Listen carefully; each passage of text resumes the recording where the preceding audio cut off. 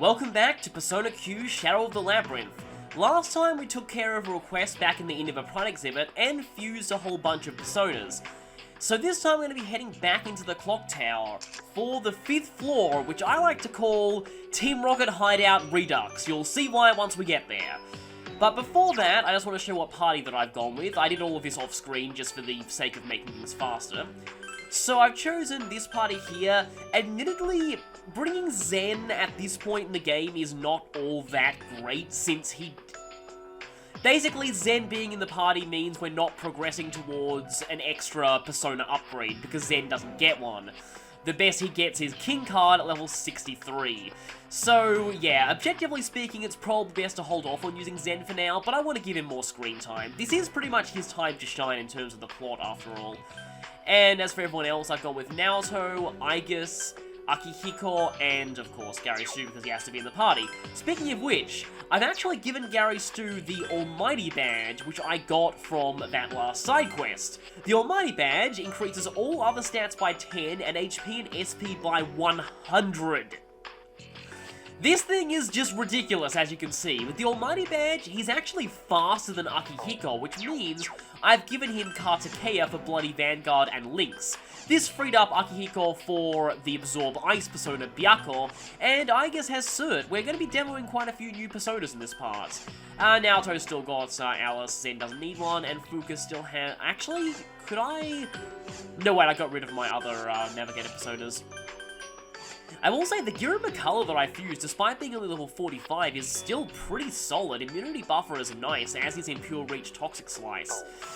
But anyway, I think this is what we'll be going with. Let me just quickly check my items. I've got Revival Beads, I have a lot of Patra Gems, I've got only 2 Vanish Balls. I probably have too many Homunculi. You know, I'm going to go to the workshop to see if I can sort out my inventory a little bit and maybe buy some new things. Basically, I just went and got more Vanish Balls, because I might need them if I run into an FOE, which there aren't any on this floor, or hands. I really want to get my revenge on those hands. Anyway, here we are on the Clock Tower floor 5. You might notice that I've already explored a few tiles here. I accidentally walked into this floor a little bit while I was off camera grinding in the last part. But anyway, I see some kind of box there. I made sure to stop before I went too far in. This floor is still pretty small, but it's pretty annoying to navigate.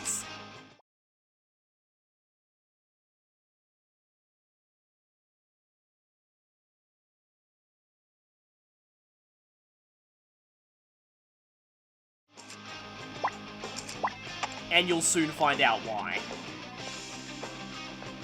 This music is still amazing. For those who don't know, this song is called Footsteps of Time. It's just... Oh, I love the song so much. That area looks suspicious. Maybe we should try looking around it. But anyway, we have this here. Oh?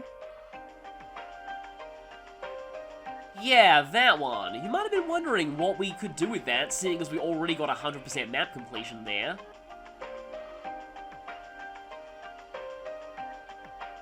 Brilliant deduction there!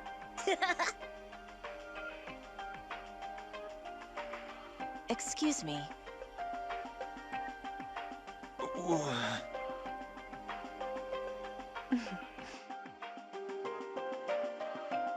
If you know anything about me, you can guess this is one of my favorite events in the game, just because of shipping.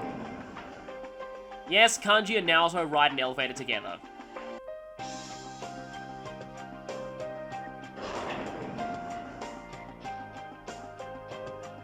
Welcome back. Every time I see this scene, I imagine Naoto saying, "Oh, there are a million shadows in there, but I just mumbled on them all." Yes.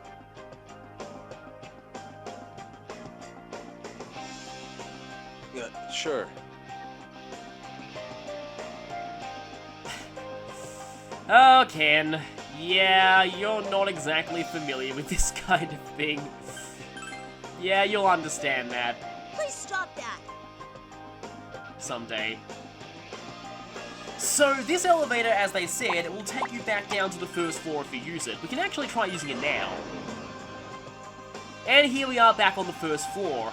The problem is, this would be so much more useful if you couldn't just zip straight to the most recently completed floor. I mean, it's a little bit more useful when you explore further into the clock tower, so that you can more easily access the 5th floor, but still, at this point, it's not really the most useful thing. You can just use a Go-Ho-M to get out of the dungeon, and then go back in and just go to furthest floor, and you'll be all the way back on the 5th floor. Anyway, I might cut out some of this because I'm gonna have to mark out a lot of arrows here, because remember, like I said, Team Rocket Hideout Redux, a lot of conveyor belts.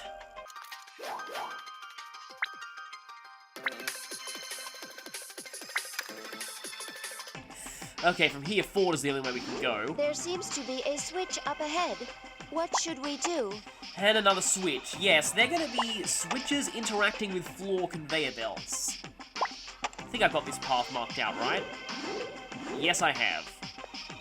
Just like back in the group date cafe, having the map switch orientations based on where you're facing can be helpful for marking out arrows. But I personally don't use that because I find it a bit confusing.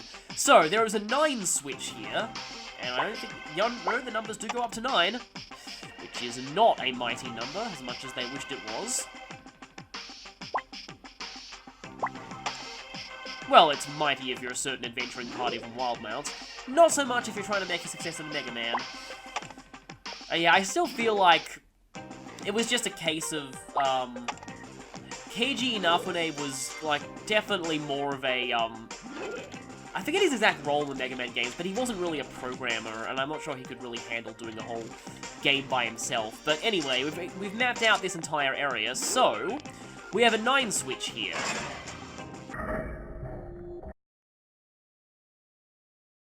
Okay, that says it's actually 6. Huh. Well, I guess we'll soon find out which one it is.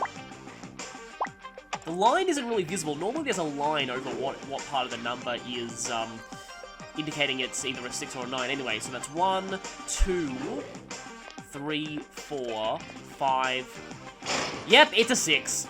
Okay then, so we need to find a more efficient way to get through here.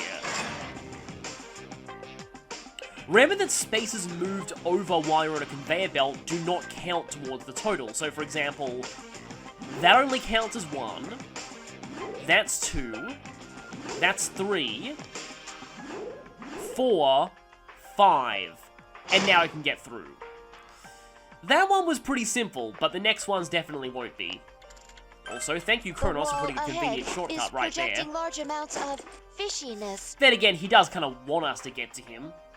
Either that, or we all die and Zen is left alone, and he can just assimilate Zen when he wants to.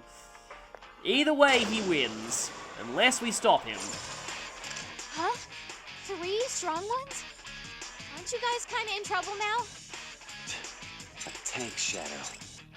So yeah, I've kept Marie as navigator because I didn't really get to show her off that much in the last part. Well, let's see if the personas are any better up here. Jin. That went disappointingly fast. Yes, it did. Spoiler alert, I used Mahamon on them. I don't like using spoiler alert that way, it's just, it's kind of annoying, but oh well. There is a power spot nearby. I already said it, I can't take it back now. Gold clockwork. And let's just mark that in the normal colors. I don't really see much of a reason to mark power spots in different colors in this game, because they're all functionally the same thing. Sure, they yield different things based on what floor you find them, but, you know, a power spot works the exact same way regardless. More conveyor belts.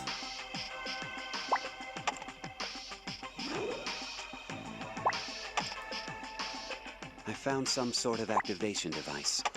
Should we use it? Well, we can't use it yet. We're not even in reach to step on it.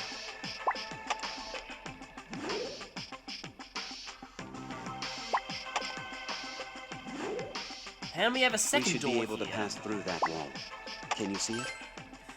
We can see it, but there is a gate in there.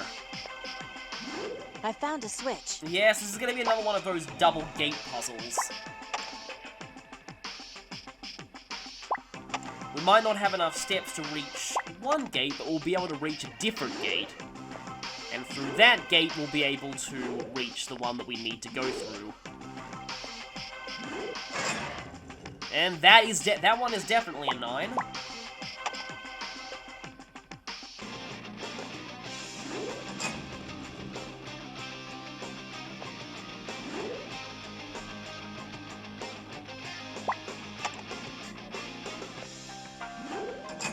And this one is also a 9.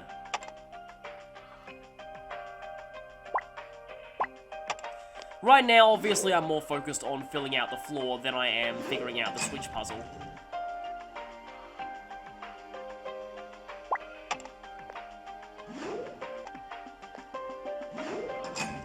And this one here is a 6.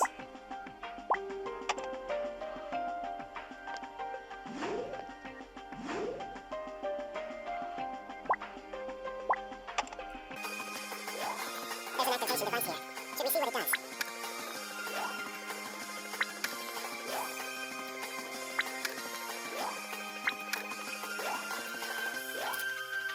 Okay, that is this entire area mapped out.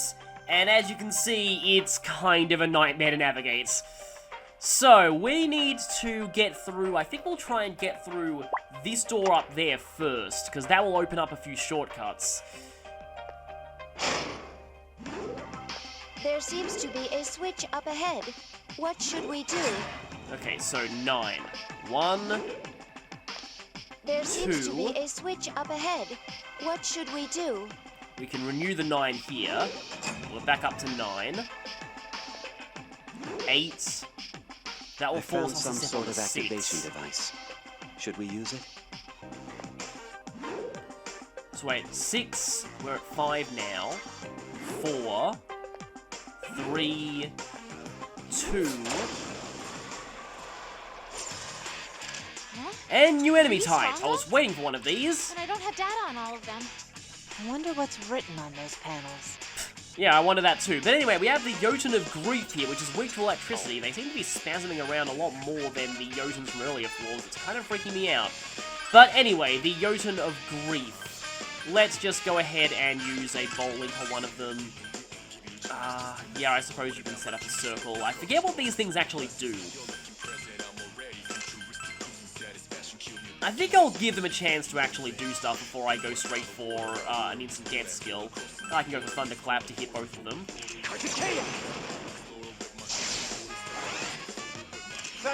And with that, Bloody Vanguard should have kicked in, so every attack against that enemy will do additional damage. Go! Hikuna Hikuna! I believe Bloody Vanguard is 1.2 times, or it could be 1.3, though knowing me, I'm probably wrong about that. It's hard to remember all these exact numbers.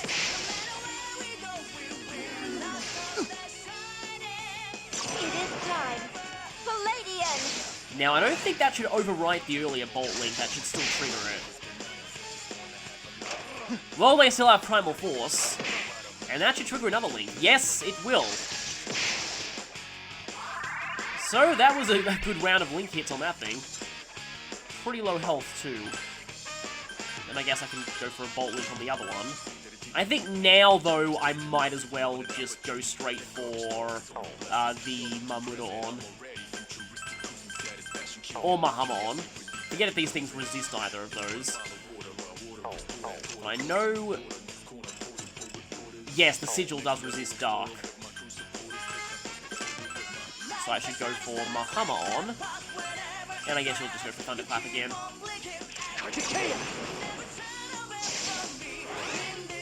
It's all mine.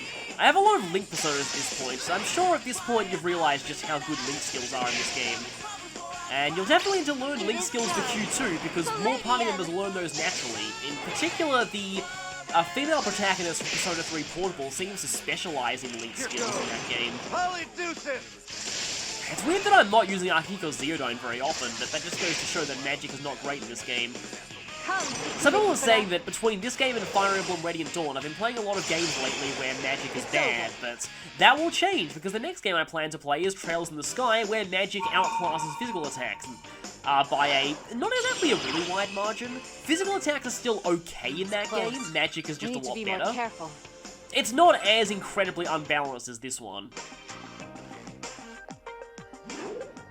Anyway, yes, we did have just enough time to get through here. So with that, we have a secret passage. Let's not take that yet. Let's just uncover that one-way shortcut. And here, we have a 9 switch. So the 9s in that previous room were kind of red herrings. And obviously we would have, well, I mean, we do have the one-way shortcut. Speaking of one-way shortcuts, we have a second one here. Now with this 9 stepped on, we're on 8 now. 7, 6, 5, 4. We're not going to make it through the door. 3, 2, 1, 0. Yep, we need to brave the arrows again. I thought as much. There seems to be a switch up ahead. I did have a feeling this 6 would be the key, though. You'd normally suspect that if there's a switch that's a lower number than the others, it's probably the one you actually need. Reverse psychology and all that.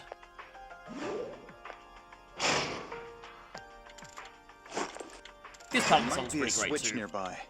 Let's try searching for it. Okay. I am down to 7, I believe.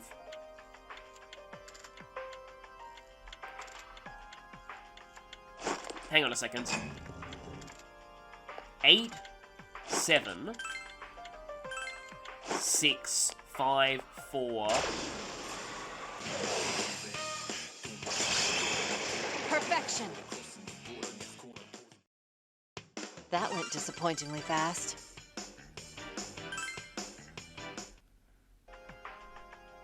Well, this is 3, 2, 1, and we're through! Didn't even need to go through the arrows again. And we're already 88%, 90% of the way through the floor. That is no ordinary wall. I suggest we So once you know investigate. the puzzles, this floor is really, not too long. Let's go.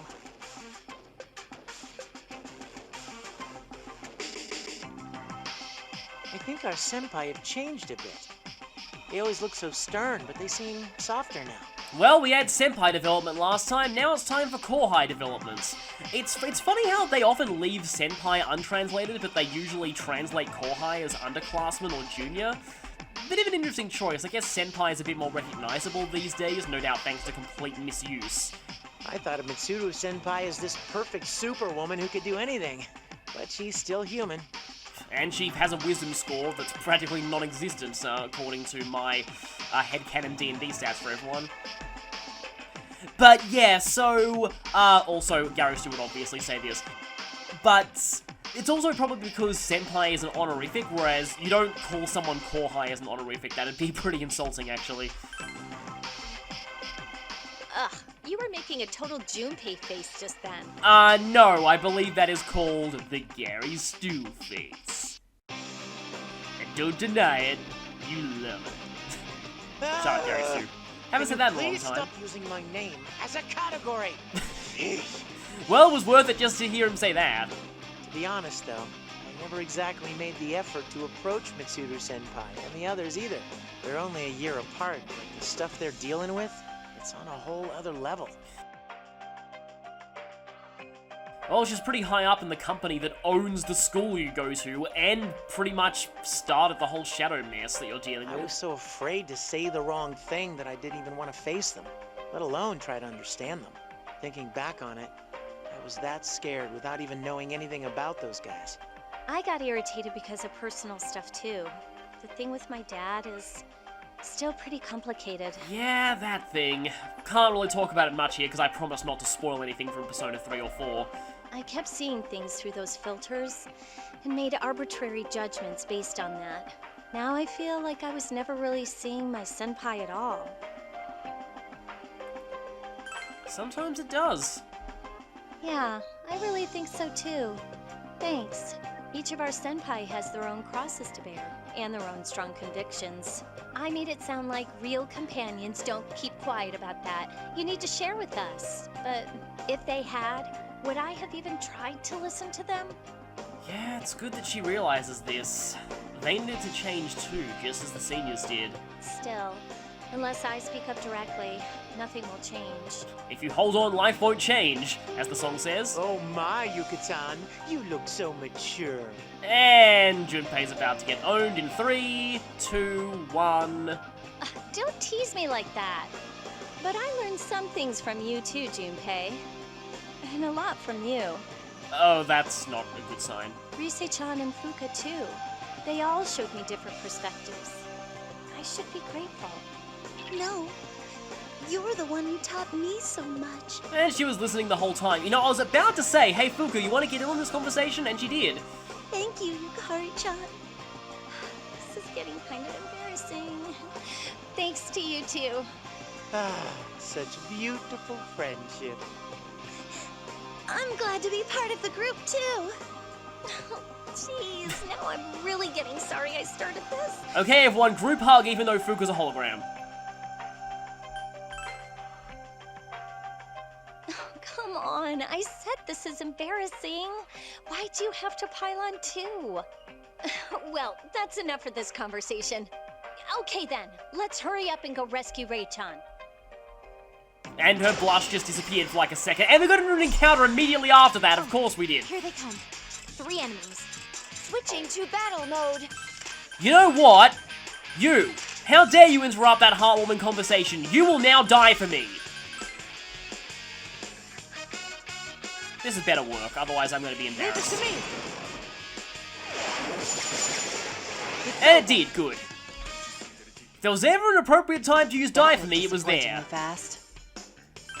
Disappointingly fast, but totally worth it.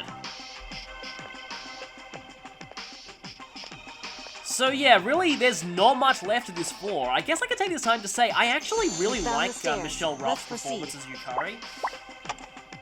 She's a pretty had good voice enough of actress. this She does floor. often get typecast as Sunyares. And she also lost her role as one of the female Robin voices, I think, because I think she was the default female Robin voice in Awakening, and then she's voiced by someone else in Smash.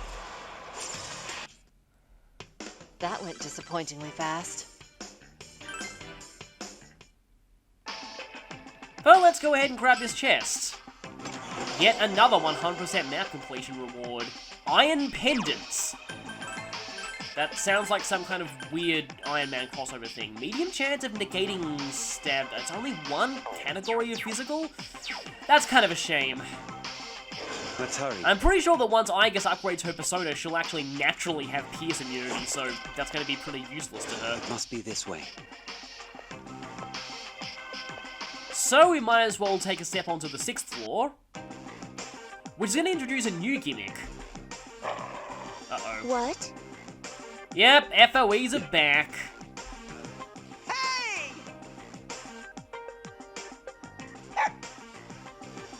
And encouragement of the mascots.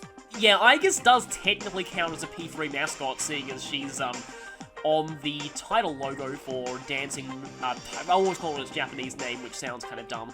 But yeah, Dancing in the Moonlight, or Dancing Moon Night. Yay!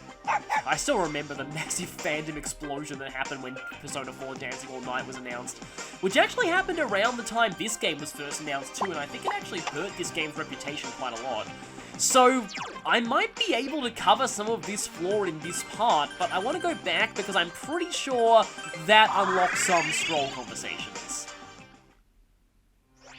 Yes, it did. 3 of them. Of course it did. I might as well do these now.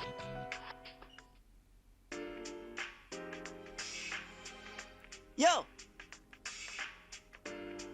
Yosuke, your voice actor voices Spider-Man, and you're saying something that sounds almost like I don't feel so good. Interesting. Gary Stu never gets tired. Huh. Except that he actually sort of does.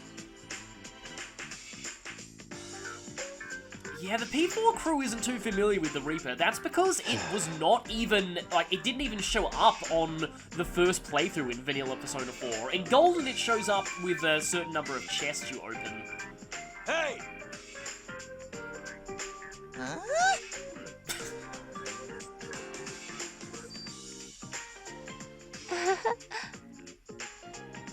Oh, right, I remember this conversation. This is another one of my favorites. Yes, bypass the entire dungeon by climbing the outside wall. Okay. I see. What the hell? What?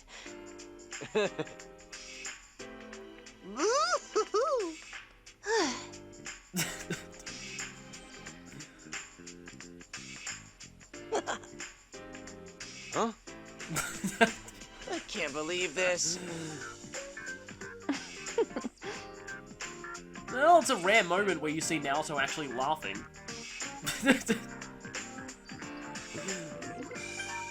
Yeah, I'm not sure if it's even possible to climb that thing. Unless we had grappling hooks. But this isn't P5 Royal. Yeah. Or Zen could, you know, tie a rope to his crossbow bolts and do something like that. And I love how they actually say cautiously yet boldly like they did in that dialogue. Hi, Spider!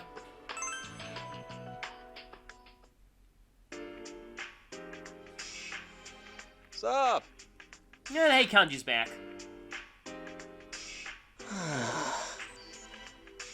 Yeah, I wonder how long in terms of actual time we've spent here at this point. I mean, not in terms of, like, real lifetime, but in terms of in-story, how long they've been here.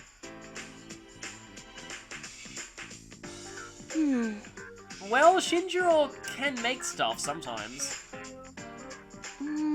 There's obviously ingredients if the girls were able to make all that Mystery Fruit X from earlier. Hey, I was wondering that too. Huh.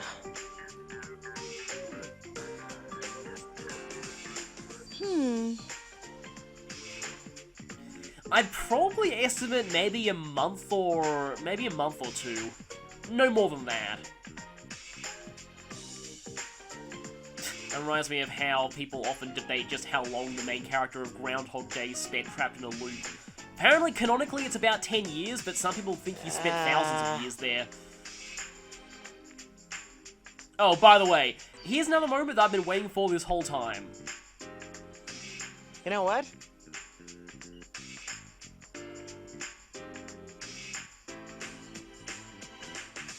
Huh?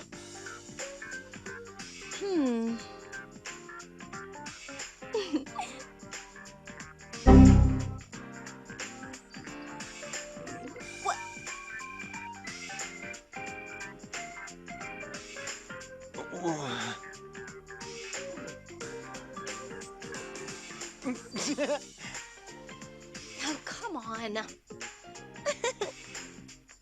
By the way, yes, I did make that graphic before I even started recording this game. I wanted to use that joke for so long.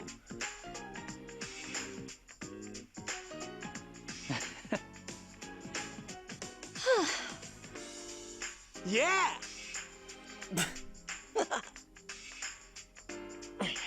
Just like Yosuke, Junpei messes up words. Damn it. And Yosuke still gets no respect, but at least he still gets marginally more respect than Theodore. I think like the hierarchy goes Teddy at the very bottom, then Theodore very slightly above Teddy, and then Yosuke.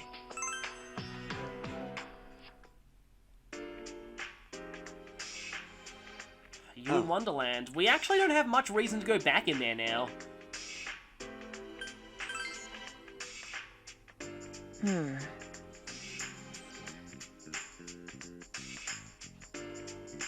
So, I've already explained that in the symbolism video, don't really feel the need to go into it again here.